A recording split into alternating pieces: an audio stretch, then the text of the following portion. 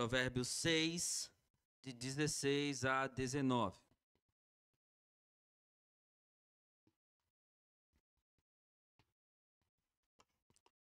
Diz assim a palavra do Senhor. Acompanhe atentamente, permaneça com a tua Bíblia aberta, faça anotações. 6 coisas o Senhor Deus odeia. E a 7ª, a sua alma detesta. Olhos cheios de orgulho, língua mentirosa, mãos que derramam sangue inocente, coração que faz planos perversos, pés que se apressam a fazer o mal, testemunha falsa que profere mentiras e o que semeia discórdia entre irmãos. Vamos clamar ao Senhor mais uma vez para que Ele possa nos dirigir, nos orientar neste momento de exposição das Sagradas Escrituras. Ó Deus soberano, obrigado, Senhor, porque o que precisamos saber acerca de Ti, da Tua vontade, a Tua palavra já o contém. Não precisamos, ó Deus, de mais nada, não precisamos de falsas revelações de homens, não precisamos de novas revelações, nós precisamos apenas da Tua palavra. E a Tua palavra diz, Senhor, que o Senhor se aborrece, que o Senhor odeia, que o Senhor abomina pecados cometidos por coração mau, cometidos, ó Deus, por vidas que negligenciam a Tua verdade, cometidos, ó Deus, por aqueles que andam totalmente contrário ao caminho da Tua sabedoria. Ó Deus, que por meio da exposição deste texto, nós fiquemos mais cientes desta verdade, mas possamos também colocar o nosso coração em meditação. Se de fato, ó Deus, a nossa vida tem sido um aroma suave à Tua presença, uma oferta agradável, ou estamos, ó Deus, simplesmente caminhando como os pecadores caminham, vivendo, agindo como aqueles que amam o mal procedem. Tem misericórdia de nós, Senhor. E por meio da Tua graça, compaixão e misericórdia, confronta o nosso coração, mas também nos faça descansar na beleza da obra de Cristo, que é a única esperança que nós temos, porque sim, nós somos pecadores, somos falhos, e se dissermos que não temos pecado, não há verdade em nós. Mas nós confiamos no Teu Filho amado, no poder da cruz, para nos libertar de tudo aquilo que o Senhor abomina e odeia. Ó Senhor, que a eficácia da pregação repouse unicamente no Teu Espírito, que convence o nosso coração, que nos transforma, que nos molda, ó Deus. O pregador é apenas um mero instrumento e confia somente no Senhor. É assim que nós oramos em nome de Jesus, nosso Salvador. Amém. Meus irmãos, com o advento e desenvolvimento da tecnologia, sem sombra de dúvidas, o uso de antivírus se tornou algo essencial. E o que é um antivírus? Um antivírus é um programa que protege os dispositivos, como computadores e celulares, contra ameaças digitais. E está na natureza do programa, se podemos dizer assim, detectar vírus e outros códigos maliciosos para bloqueá-los e eliminá-los como ameaça. E essa é uma função imutável desse programa, afinal o nome é antivírus. E esperamos que seja assim, afinal todos nós temos aparelhos digital e queremos que os nossos dados, a nossa vida privada fique ali protegido. E durante essa semana eu estava meditando sobre isso e me fez pensar em algo também, que está sem sombra de dúvidas na natureza divina, na natureza do Deus Trino, odiar e eliminar tanto pecados como pecadores não convertidos. Está na natureza do Deus Trino odiar tanto pecado como pecadores não convertidos. E as Escrituras deixam muito claro isso. Mas, infelizmente, queridos, não é isso que a maioria das pessoas espera. Que o Senhor haja de acordo com o que está na sua natureza. Elas sempre querem que o Senhor aceite os seus pecados e até mesmo compactuem com os seus pecados. E eu estou me referindo aqui tanto a muitos que estão fora da igreja, como a alguns que se encontram dentro da igreja também. que se dizem povo de Deus, mas querem viver uma vida pecaminosa, como se isso fosse belo, aceitável e bonito aos olhos de um Deus que odeia o pecado. Mas como veremos nesta noite, o Senhor, em seu caráter imutável, continuará abominando aquilo que é anômalo para ele e punindo pecados e pecadores não convertidos. E que a única maneira de ser liberto dessa punição é por graça que vem da sabedoria que o próprio Deus é capaz de dar ao homem por meio da obra redentiva de Cristo Jesus. Então é sobre isso que nós iremos meditar nesta noite. Mas precisamos nos lembrar do que foi dito, queridos, na última mensagem, que considerou os versos de 12 a 15. Nós vimos ali a exposição da corrupção moral ativa que pode existir na vida de um homem mau.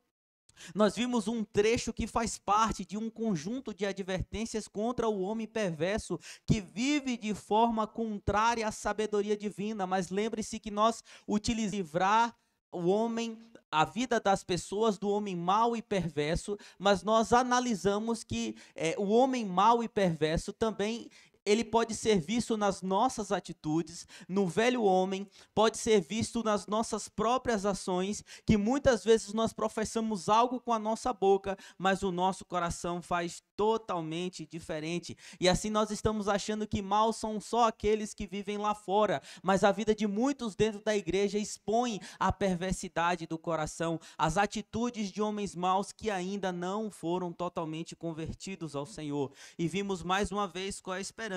A esperança está no próprio Deus. Agora, dos versos 16 a 17, veremos quais são esses pecados, queridos, que se fazem presentes na vida de homens e mulheres não convertidos. Nós iremos nomear esses pecados conforme o texto nos leva a ver. E também veremos como eles são vistos aos olhos de Deus. E veremos também que somente a própria sabedoria de Deus pode nos libertar desses pecados que são abomináveis diante dele. Sendo assim, vamos meditar então no seguinte tema: a sabedoria te livrará dos pecados que Deus abomina. A sabedoria te livrará dos pecados que Deus abomina. Mas, primeiramente, conforme nós vemos no verso de número 16, nós veremos a gravidade desses pecados diante de Deus. Como o Senhor olha para esses pecados. Como o Senhor lidar com esses pecados, antes de falar deles propriamente dito. O verso de número 16 diz: 6 coisas o Senhor Deus odeia e uma 7ª a sua alma detesta. O verso 16 revela questões, queridos, que enriquecem o nosso conhecimento sobre a literatura sapiencial de Provérbios e sobre os reflexos do caráter de Deus diante das ações pecaminosas dos homens. Este versículo inicia o primeiro dentre os ditos numéricos de Provérbios. Como eu ensinei para vocês quando eu estava dando a introdução do livro de Provérbios, existem no livro de Provérbios alguns que são chamados provérbios numéricos. Lá em Provérbios 30, de 15 a 31, você vai ver outros provérbios numéricos que foram compostos por Agur. Lembrem-se que o Provérbios não foi escrito somente por Salomão. Tiveram outros que escreveram o livro de Provérbios, e Agur, que era de Massá, escreveu provérbios e provérbios numéricos. Assim, a exemplo, como inicia-se aqui no verso de número 16, porque era algo comum da literatura sapiencial da época. 3 coisas eu digo e uma 4ª eu afirmo, coisa do tipo assim. E a forma disto sugere uma espécie de enigma para provocar respostas adicionais mais apropriadas. Então, quando um sábio, ele começava a dar números, isso chamava a atenção das pessoas. Quando ele começava a enumerar as coisas, chamava a atenção das pessoas, esperando o cumprimento do que ele iria falar. E a literatura sapiencial da época, e aqui em Provérbios também, traz essa característica. Lembre-se também como os números eram importantes no Antigo Testamento. E aqui, naturalmente, isso vai fazer sentido para o nosso texto. Por quê? Porque veja que começa com o número 6. 6 em hebraico traz essa ideia de incompletude. Algo que não está completo. Algo que não está devidamente organizado ou completo totalmente ou abrangente, como deveria ser. Mas o 7 traz a ideia de perfeição. E além disso, chama também a atenção para algo adicional com uma ênfase maior. E é isso que a gente vai ver como isso se encaixa no texto, porque 6 coisas Deus odeia, mas uma sétima. Então nós temos aqui essa ênfase de algo adicional que vai trazer mais perfeição ao conhecimento do que vai ser dito.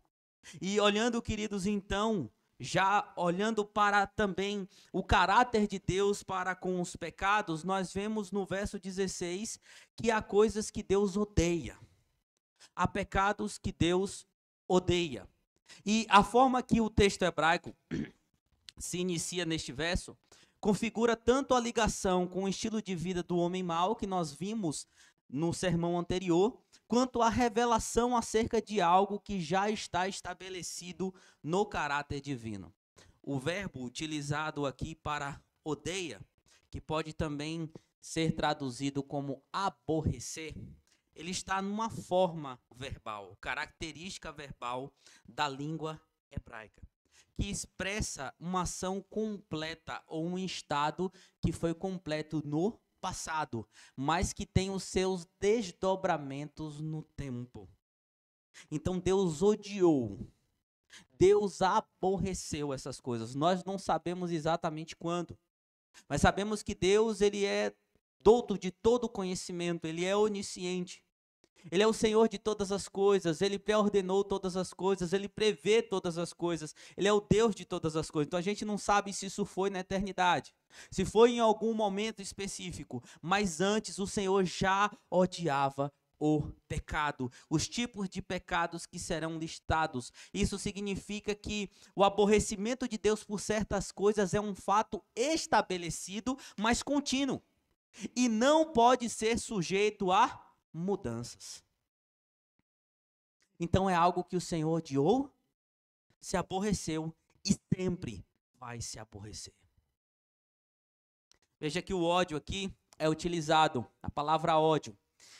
Na teologia sistemática, isso é chamado de antropopatismo. O que isso significa? É uma atribuição de sentimentos ou emoções humanas a Deus.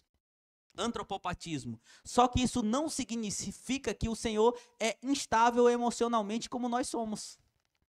Que uma hora ele está odiando, outra hora ele está amando. Que uma hora ele está feliz, outra hora ele está triste. Não, não é assim. E o Senhor também não é mutável. O que ele odeia, ele odiará sempre. Quando nós olhamos então para as Sagradas Escrituras, é isso que significa. O odiar aqui tem a ideia também de uma rejeição santa de Deus, como em Amós 5, 21. Mas é dito também que uma sétima coisa ele abomina. Meus irmãos, a ideia de abominação aqui é algo que é complementado como vindo da alma dele. O termo abominação era o mesmo utilizado em Deuteronômio para idolatria. E também para certas imoralidades, como imoralidades sexuais. Então, assim como o Senhor odeia a idolatria, veja que os primeiros mandamentos são voltados para isso. Não terás outros deuses diante de mim. Não farás para ti imagem de escultura, nem que há em cima no céu ou embaixo na terra. Ele é o único Deus e o Senhor abomina. E assim como ele abomina a idolatria, assim como ele abomina as coisas que são terríveis aos seus olhos, ele vai abominar a sétima coisa que está listada aqui. Queridos, então nesse verso 16 fica claro para nós como esses pecados são vistos pelo Senhor, como são considerados por Ele. Sabemos que não apenas a lista que temos aqui, mas todo pecado é odiado e abominado pelo Senhor Deus. Sabe por quê? Porque Ele é santo. Deus odeia o pecado, Ele abomina o pecado porque Ele é santo. Ele é imutável. A sua santidade é a sua característica que não irá mudar nunca. É por isso que o puritano Joe Owen disse certa vez que a santidade de Deus é tal que ele necessariamente odeia o pecado, ou seja, aquilo que é contrário a ele. Ele não pode deixar de odiá-lo porque é contrário à sua própria natureza. É contrária à sua própria natureza. Portanto, essa falácia dos nossos dias de um Deus tolerante com pecado e pecadores não convertidos não se sustenta diante da Bíblia. É como falamos há pouco. As pessoas olham para Deus e querem que Ele aceite as suas vidas pecaminosas, as ações pecaminosas, aquilo que o próprio Deus odeia na sua natureza, e ainda por cima querem que Ele compactue com isso. Certa vez eu estava com alguns jovens numa programação, jovens que cresceram dentro da igreja, jovens que tiveram a vida com os pais, com os avós dentro da igreja. E conversando com algumas moças por causa de uma determinada menina que estava tendo um problema com uma vida voltada para o homossexualismo, ações homossexuais, desejos homossexuais, e essa moça já estava dando vazão ao pecado. Uma chegou para mim e disse assim: mas pastor, será que Deus já não aceita? Será que Deus não aceita o homossexualismo? Porque as pessoas nascem assim. Então eu a repreendi no momento que ela falou, eu digo, pega a Bíblia. Eu disse, pega a Bíblia, abre e me mostre. Se você me mostrar, eu mudo de ideia. Mas você não vai ver isso, porque a palavra de Deus, do início ao fim, diz que o Senhor é contra este pecado e outros tipos de pecado. O Senhor nunca mudará. Quando nós olhamos hoje para essas aberrações que se dizem igrejas por aí, e precisamos sempre falar isso, porque até mesmo muitos que estão dentro de igrejas corretas estão de alguma maneira sendo corrompidos porque são fracos na fé. Igrejas que aceitam tudo, que dão vazão à carnalidade, que pensam apenas num Deus chamado dinheiro, que a Bíblia chama de Mamon, o próprio Cristo disse. Um Deus que é tido como alguém que está para servir de forma antropocêntrica as pessoas estão no centro, elas são egoístas, elas só pensam em si, nos próprios desejos. Homens que até estão deixando as suas esposas por causa de amante, dizendo que foi Deus que botou no coração deles, e os líderes estão aceitando isso. Sabe por quê? Porque não conhecem o Deus verdadeiro, não conhecem o Deus das Escrituras. O Senhor odeia o pecado, o Senhor abomina o pecado, e Ele vai continuar assim. Ele é imutável. Foi John Flávio também que disse que Deus odeia o pecado com um ódio eterno e imutável. E Ele não pode reconciliar-se. Ninguém pode ser reconciliado com Deus sem uma expiação infinita. É aí que entra a beleza do que fez o nosso Senhor Jesus Cristo. Porque todos nós, em nossas ações pecaminosas, em nossa vida pecaminosa, já somos inimigos de Deus. Mas para que Deus não nos olhasse mais como inimigo, alguém tinha que pagar essa dívida. Alguém tinha que aplacar a ira de Deus contra o pecado. Veja como Deus odeia o pecado. Ele pegou o seu filho. Ele pegou a sua essência e permitiu que fosse pregado numa cruz, espancado, tido como o pior dos bandidos, tendo o seu corpo dilacerado, estraçalhado, e derramou sobre ele a sua ira pelos pecados. Então não me venha dizer que Deus é amoral, não. Não me venha dizer que Deus aceita pecados, que Deus compactua com pecados, porque a cruz é a prova que isso é uma mentira. Mas temos esperança em não sermos mais inimigos de Deus e nem pecadores, somente pela expiação infinita de Cristo Jesus. É por isso que aqueles que estão debaixo do sangue de Cristo que nos cobre, o Senhor já não os vê mais como inimigos, porque Cristo pagou pelos nossos pecados. Não há outra esperança. Não há esperança para o teu parente, para o teu pai, para a tua mãe, para o teu filho, para os teus amigos. Só escaparão da ira de Deus aqueles que estão debaixo do sangue de Cristo Jesus. E apenas isso. Mas dito isso, queridos, temos então a lista, conforme nós veremos dos versos 17 a 19, dos 7 pecados que ofendem a santidade de Deus. Assim como a sociedade da época de Noé, quando toda a inclinação dos corações humanos era apenas maldade o tempo todo, conforme é possível ver em Gênesis capítulo 6, assim a pessoa ímpia tem uma vida voltada para fins malignos. Na fala, no gesto, propósito e ações, essa vida é perversa, pois desvia do caminho ordenado pelo Senhor para a vida humana. Então, o verso 17 diz que o Senhor odeia olhos cheios de orgulho, ou seja, olhos altivos.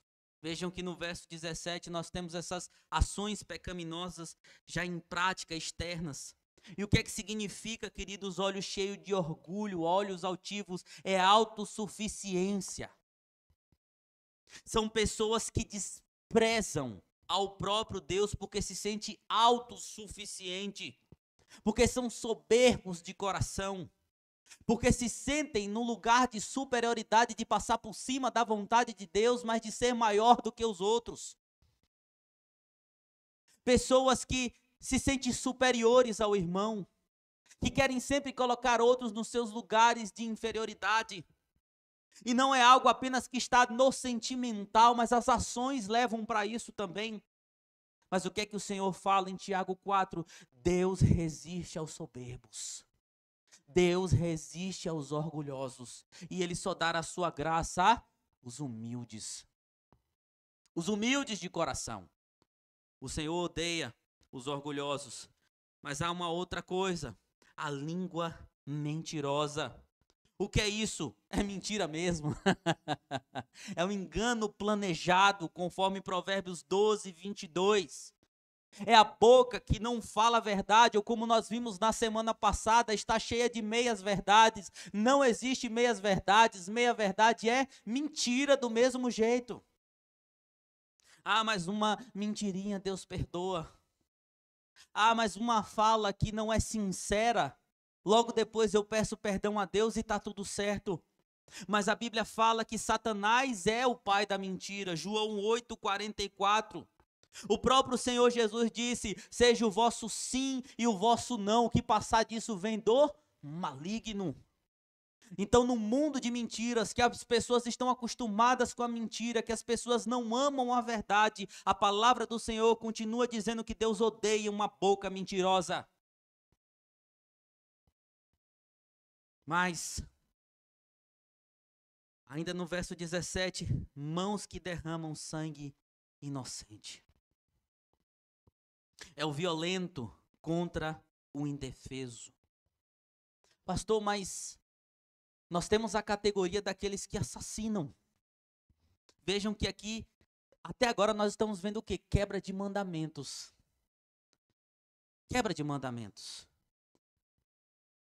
E nós temos aqui o princípio do não assassinarás. Não assassinar. Mas no mundo, existem pessoas que são assassinas e não fazem questão de esconder isso. Tanto aqueles que são serial killer, quem gosta de assistir aí séries, documentários, sabe como é que funciona a cabeça de um serial killer. Mas as pessoas hoje matam por qualquer coisa. Uma briga no trânsito, uma pequena desavença, um parente que falou uma coisa que não se aceita. Hoje sempre há motivo para tirar a vida das pessoas. E você pode olhar e dizer assim, mas eu não sei se isso cabe para mim. Eu não sei se isso cabe para pessoas à minha volta. Porque é uma coisa muito pesada. Eu não sei, eu não convivo com pessoas que têm coragem de derramar o sangue inocente. Mas vamos ver as ramificações disso, por exemplo, o aborto. O aborto é assassinato em massa. É derramar sangue inocente de vidas que estão sendo geradas no ventre, mas também quando existem certas injustiças sociais. E nós apoiamos isso. Isso é muito grave. É interessante que em época de política, as pessoas são tão idólatras e apaixonadas por políticos, por partidos, que muitas vezes se esquece que esses partidos lá atrás deixaram muitas pessoas morrerem por negligência. Na área da saúde, em outras áreas que o governo público deveria estar dando total apoio à população. E às vezes nós compactuamos com isso. Infelizmente, muitos de nós são assim. A negligência em ajudar aquelas pessoas que estão necessitadas, em dar a elas o que é básico para viver, seja na comida, seja no remédio. Certo que você não vai poder ajudar todo mundo, mas o que tiver à sua mão, o que você puder fazer, faça para ajudar pessoas necessitadas. Defenda a vida como a imagem e semelhança de Deus, porque quem dá a vida e quem tira a vida é Deus, ninguém tem esse direito. Nós precisamos, então, queridos, nos atentar a isso. Mas a lista segue. E a partir do verso 18, mais algumas coisas são reveladas, como por exemplo, o coração que trama maldades. É similar aqui ao que foi dito no verso 14 sobre a característica de um homem mau. No seu coração a perversidade, está sempre planejando o mal e semeando discórdia. E o que é isso? É planejamento do pecado no seu ser. Está o tempo todo tramando o pecado. É como a conspiração de Jezabel, conforme é visto em 1 Reis 21. É o coração que, ao invés de se dedicar para as coisas de Deus, está sempre maquinando aquilo que é contra a vontade de Deus. Mas o próprio Provérbios disse que, lá no capítulo 4, que o que devemos guardar, em primeiro lugar, é o nosso coração. Porque ele é a fonte de onde procede o bem e o mal. Precisamos guardar o nosso coração. O que mais? Pés rápidos para o mal. O que é que isso significa? É uma busca ativa pelo pecado. Uma busca ativa pelo pecado. Ah, queridos, quantos são rápidos para pecar? E aqui, naturalmente, a tua cabeça pode estar associando a coisas que são mais extremas aos olhos de muitos. A pessoa está lá, ela vai de fato roubar, adulterar, matar, destruir. Não. Vou citar um outro exemplo da ira para vocês, como citei na semana passada. As pessoas se encontram dentro da igreja, meu irmão, aquela coisa, uma capa de religiosidade, como se tivesse o fruto do Espírito, paz, mansidão, domínio próprio, amor, longanimidade, mas quando sai lá fora parece um siri na lata, irado, fala como quer com as pessoas, grita com as pessoas, não tem paciência, envergonha o nome de Cristo. Isso são pés que estão correndo para fazer o mal, para praticar o mal. Dentre outros exemplos, é um olhar maldoso para quem não se deve. É a cobiça constante do coração com coisas que não lhe pertencem. É sair da igreja e começar o dia com a insatisfação do coração, com as reclamações do coração, com a cobiça por aquilo que não nos pertence. Isso são pés que estão constantemente correndo para praticar o mal. Diz ser honesto, quer mostrar ser honesto na igreja, mas no trabalho é desonesto. É desonesto na fala, é desonesto nas ações. Isso são pés rápidos para praticar o mal. E qual é a solução, qual é o contraste para isso? São os pés calçados com o evangelho, conforme está lá em Efésios 6. Nessa armadura, os nossos pés, queridos, devem estar calçados pelo evangelho. E fuja das tentações. Fuja das tentações, para que a tua vida não seja caracterizada assim. Chegamos então ao verso de número 17. Fala da testemunha falsa. O que é que significa testemunha falsa? É a mentira que destrói reputações. Êxodo capítulo 20. Esse é o pecado que inverte intencionalmente as coisas, para que o culpado seja tido como inocente e o inocente como culpado. Diz respeito à pessoa que vende sua consciência e por conveniência se presta à vergonha e à função de coibir o bem e promover o mal.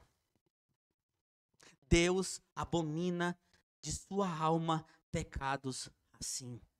Veja que em Deuteronômio 19, o falso testemunho era algo tão grave que era punido com a morte.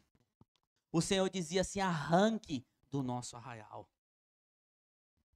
E eis outro problema que precisamos prestar atenção. Como os nossos lábios têm proferido vida do nosso próximo? Nós somos sinceros quando nós nos referimos a eles? Ou somos falsas testemunhas? Às vezes você pode até não gostar de alguém. É interessante isso. O pecado do coração do homem é uma miséria. Você não gosta da pessoa. E antes de você conhecer a pessoa, você começa a tirar concepções sobre ela. Começa a ter concepções sobre ela. Tirar conclusões sobre ela. Se uma pessoa é mais fechada, fulano de tal é metido. Fulano de tal é arrogante, prepotente. Aí você começa a conversar com a pessoa. Ah, você não é nada daquilo que eu pensei que você era. Você é diferente. Só que antes da gente conhecer a pessoa, o que a gente já desceu a língua em uma bomba, não está escrito. Mas vamos trazer isso para a esfera eclesiástica. É verdade que, apesar de todos nós entendermos que somos membros de um corpo, cada um precisa do outro, cada um é importante para que sigamos juntos para a obra de Deus, alguns têm mais a proximidade com outros. E às vezes você tem pouco contato com um dos seus irmãos. E mesmo nesse pouco contato, mesmo sem cumprir os aspectos da comunhão, mesmo sem nunca ter visitado a casa, mesmo sem nunca ter pastoreado, ter sido pastoreado, andar discipulando o seu irmão ou ser discipulado por ele, às vezes você começa a tirar as suas conclusões e começa a espalhar por aí o que você acha do teu irmão. Fulano de tal é assim. Fulano de tal tem um caráter deformado. Quando na verdade você não está próximo para saber. E às vezes julga a pessoa totalmente apenas por uma ação dela. E aí começam os falsos testemunhos, por exemplo. Bocas que proferem mentira contra o próximo. E isso eu estou pegando no lado leve, porque quando existem as acusações é pior ainda. Foi fulano que fez. A culpa é de fulano de tal, quando não é. Isso acontece muito, infelizmente, onde não deveria acontecer, mas devemos ter cuidado com isso, porque nós devemos falar a verdade e a verdade em amor. Até mesmo se você identificar alguma coisa de errado na vida do teu irmão, você deve exortá-lo em amor. Conforme nós vimos hoje pela manhã em Efésios capítulo 4, 15, nós fomos chamados para viver essa comunhão e falar em amor. Falsa testemunha é uma característica de alguém que é mau, que é perverso, que não está de acordo com a lei de Deus. Não cabem aos santos. Agora, queridos, vem a sétima, que é dito que o Senhor odeia, aborrece e detesta com a sua alma. Isso aqui é pesado, a ênfase é pesada. É algo que vem das entranhas do Senhor. É algo que vem do seu ser. E o que é? O que semeia discórdia entre irmãos. O que semeia discórdia entre irmãos. Essa mesma expressão também é encontrada no verso de número 14, que mostra que é algo da vida do homem mau. A expressão hebraica é literalmente a mesma. E é algo enfatizado em outros lugares das Escrituras, como é o caso de Salmo 140.2. E o que é? São aqueles que de fato criam divisão no meio do povo de Deus. Eu já expliquei para vocês que o Salmo de número 33, por exemplo, provavelmente pode ter sido escrito quando o reino de Israel passa a ser unificado em detrimento do reinado de Davi. O que estava acontecendo antes disso? Guerra civil. Israel contra o reino do sul, Israel contra Judá, e o povo que deveria ser um, estava vivendo nas ruínas de uma guerra. E muitas vezes, queridos, hoje em dia, nós vemos isso, mas com outra roupagem. Uma guerra indevida. As armas utilizadas são as palavras, a vaidade, a motivação ruim do coração. Mas é verdade que, infelizmente, nós temos no nosso meio pessoas que têm essa característica. E o Senhor abomina isso. O Senhor odeia isso. Não ache, não se apegue, eu sou salvo pela graça, mas vive criando confusão, tem que botar a vida diante de Deus e ver se é crente de verdade. Porque o crente de verdade tem fruto do Espírito. O crente de verdade, ele não anda criando problema, ele quer que as coisas sejam resolvidas, ele quer a verdade em amor, ele não quer dividir a igreja, ele quer unificar a igreja. O Senhor abomina a discórdia. Eu nunca vi em lugar nenhum a discórdia que é bom para o ambiente, que dirá dentro da igreja. Discórdia na família é boa? Não. Discórdia no trabalho é bom? Não. E por que que a igreja para muitos tem que ser um lugar de discórdia? Nós somos chamados para promover a unidade. E se está dizendo aqui que o Senhor abomina, aborrece de sua alma, ele nunca vai mudar. Se você ama a discórdia, não tem frutos de arrependimento, você está com alvo nas costas. E Deus não tem por inocente o culpado, que ama o pecado. Ele sempre vai permanecer irado contra o pecado. Ele é amor, mas na mesma proporção ele é ira. Infelizmente, muitos não compreendem isso porque não leem as Sagradas Escrituras. Mas qual é o estilo de vida contrário a todos esses pecados aqui, queridos? Nós podemos ver, por exemplo, no Sermão do Monte, nas bem-aventuranças. Olha como a Bíblia é perfeita. Aqui está dizendo que o Senhor odeia os olhos altivos, os orgulhosos. Mas Jesus diz: bem-aventurado os pobres de espírito.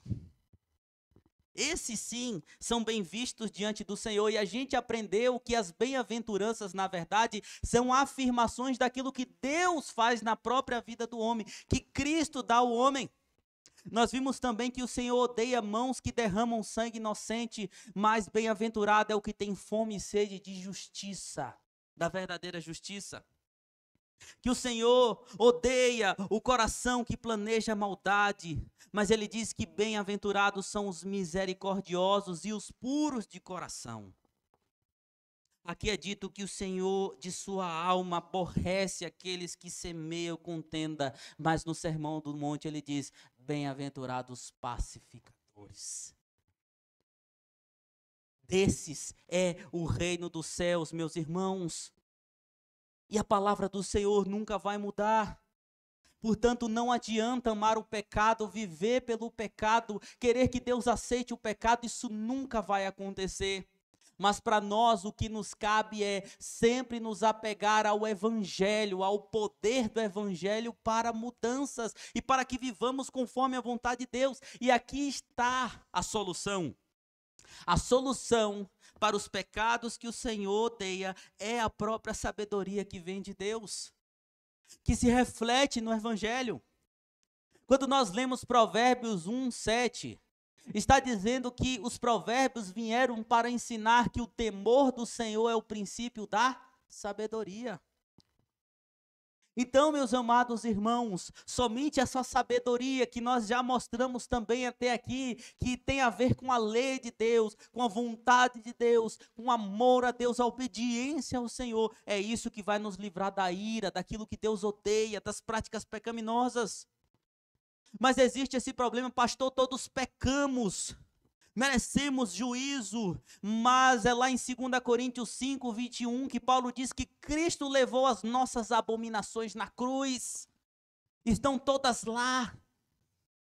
Ele carregou todo o escrito de dívida que nós tínhamos conforme Colossenses capítulo 2. Essa é a beleza, queridos, da sabedoria de Deus, é o foco no Evangelho, na obra de Cristo, porque só Ele pode fazer o que a gente não pode, só Ele pode restaurar pecadores para que sejam santos e andem conforme a vontade de Deus. Mas existe aqui o chamado que as Escrituras nos trazem, que não podemos deixar de maneira nenhuma de reconhecer, que precisamos deixar os nossos pecados.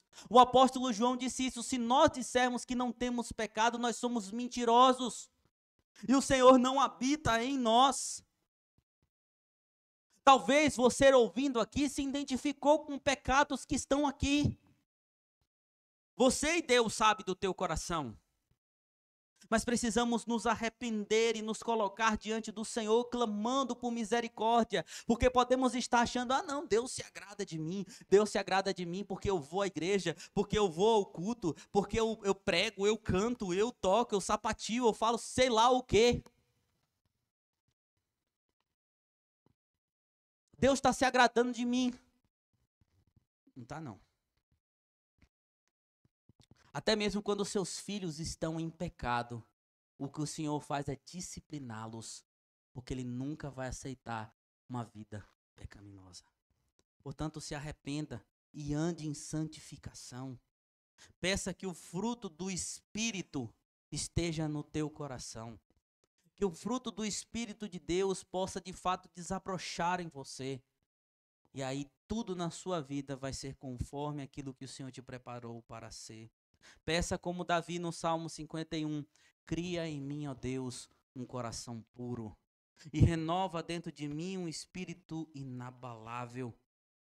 Escolha sempre odiar aquilo que Deus odeia. Escolha sempre abominar aquilo que Deus abomina. Não ligue para aquilo que esse mundo fala, não. Tudo hoje é preconceito. Tudo hoje é cadeia. É processo que dê processo, que dê cadeia. Que as pessoas olhem torto para você, mas não deixe de estar do lado da verdade e defender a verdade apesar de qualquer coisa. Você não precisa ser uma pessoa insensível, você não precisa falar de qualquer jeito, você não precisa falar para magoar pessoas. Não é isso que eu estou aqui suscitando para vocês. Mas você precisa falar a verdade apesar de tudo, ainda que lhe custe a própria vida. É somente a sabedoria de Deus que te livra do pecado. E é somente a verdade da sabedoria de Deus que livra outros do pecado. Sigamos assim então, meus irmãos. Que esse seja o nosso respirar. Que esse seja o nosso anseio. O Espírito de Deus trabalhando em nós para que sejamos santos a cada dia e vivamos longe do pecado que o Senhor abomina. Vamos cantar então esta verdade neste momento.